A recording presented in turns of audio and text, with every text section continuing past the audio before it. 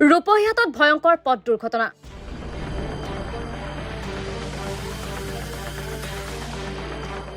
ডাম্পাৰৰ খুন্দাত থিতাতে নিহত এগৰাকী স্কুলীয়া ছাত্ৰ, আহত দুইগৰাকী ছাত্ৰ।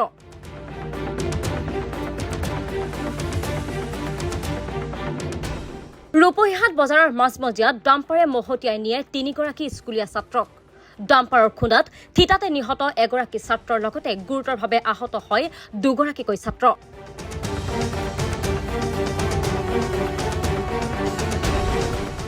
ডাম্পাৰৰ খুন্দাত নিহত ছাত্ৰগৰাকী গোনাবাৰী মামুদ জামান।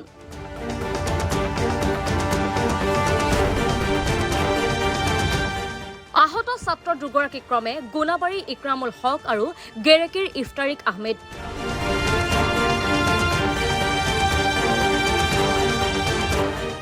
AS25EC 8723 নম্বৰৰ ডাম্পাৰে মহতিয়াই নিয়ে AS02AL 1637 নম্বৰৰ মটৰ চাইকেলক।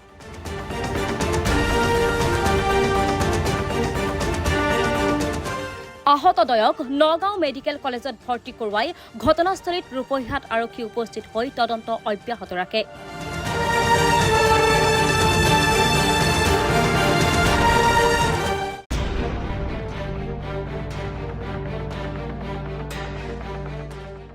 ৰূপহীহাটৰ পৰা ফৰিদ আহমেদৰ ৰিপৰ্ট, টাইমছ মিডিয়া 24।